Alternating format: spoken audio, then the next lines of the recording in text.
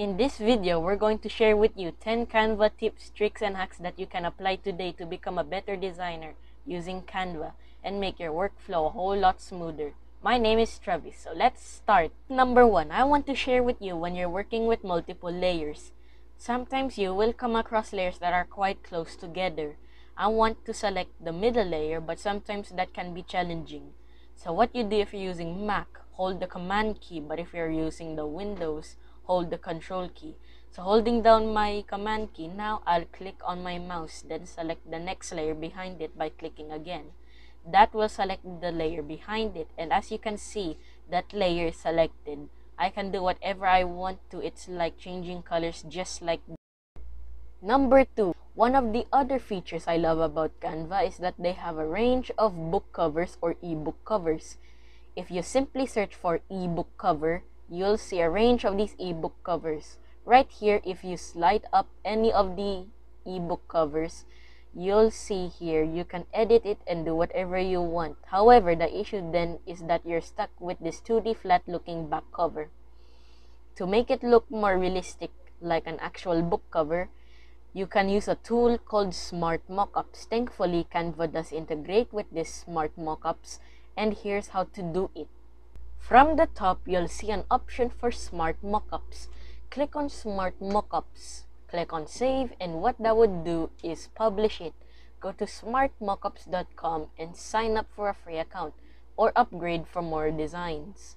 Once you're in, go to All Mockups, and from the left, you'll see here magazines and books. Choose a mockup style. Now you aren't limited depending on what level of plan you are for this demo. I'm going to choose one of the 3 options. You can see the pro ones have a lock icon. There, let's choose this one under full color. You will see upload from select, then choose Canva. And now I can see my template loaded. There, from here, you can crop your image. Sometimes it may not fit, so just adjust it the way you want it. Click on cropping, continue. Now it's on the actual mockup. I can also customize the background here. Once done, I can download it and use it for your website. Next, I want to share with you is adding a shadow effect. It's as simple as selecting the text. Go to Effects and choose Shadow. And there you have the shadow. Now you can make final adjustments such as the color of the shadow. So let's say white. You can change the direction and angle of your shadow.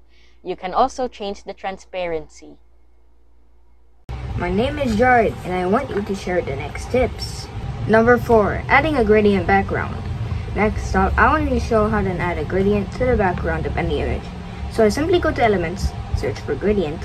What I want to look for is a square. So I'm going to select that. It's going to apply to your design.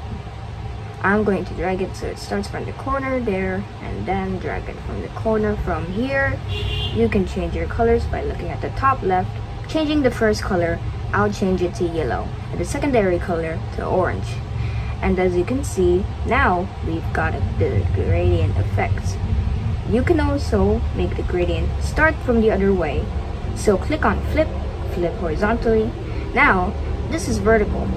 If you want it going horizontally, just use the rotate feature like so. Number 5, easily change color. Next up, if you use specific colors on a regular basis, it's wise to use their brand kit so you can refer back to it like mine right here. I've got some colors. They can see right here, that's my color palette based on my branding.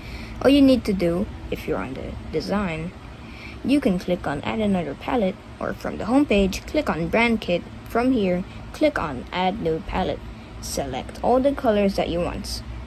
Once it's added, give it a name to start using your brand colors. Simply select an element, let's say this text, then going to the color, and now you can see the new color palette added.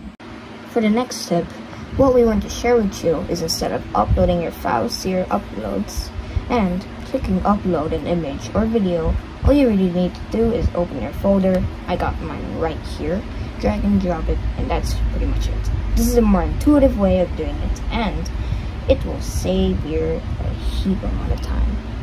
My name is Justin for the next tips. easily duplicate elements. For this next step, we want to show you how to duplicate or clone certain or specific elements. Let's take this heart element as an example.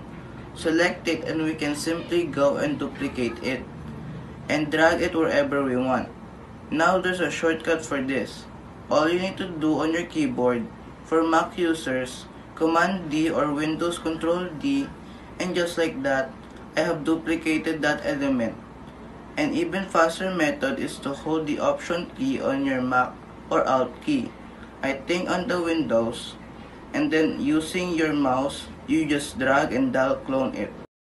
Zooming in and zooming out.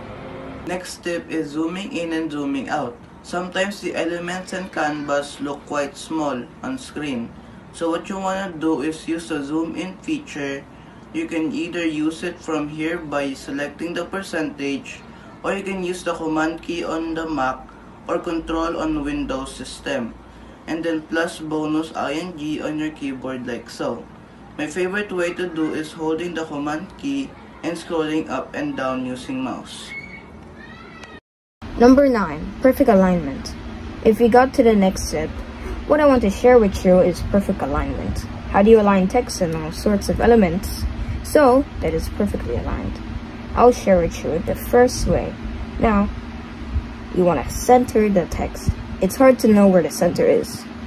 Let me share you the first way and put this text here. Let's say we want that dead in the middle. This kind of position, click on the middle, then to the center, and there you have it. That's right in the middle. Second way to perfectly align elements and text is go to File, turn on Show Rulers. From the ruler, you want to just drag using your mouse, set where you want your text or elements to start, and then start dragging your element, and you can see that it's aligned right there. I'll also align the other heading to remove the guide, and all you need to do is just mouse again and drag it away. Number 10. Remove background with one click.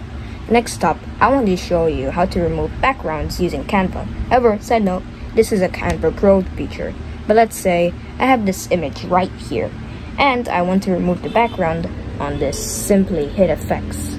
Once selected, click on Background Remover, and in just a matter of seconds, you will see the background removed.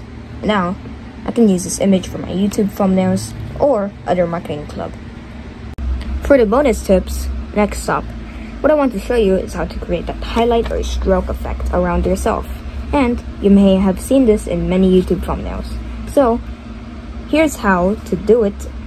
Select your image, and we're going to make a copy. And we're going to make this work on the back layer.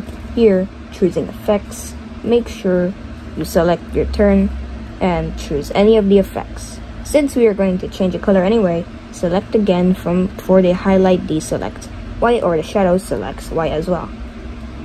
And we're going to change the background first, so obviously it stands out. Choosing my color here. Next up, with your main image, you want to put it over, and from here you're going to resize it just a tad bit, and we can get away with that.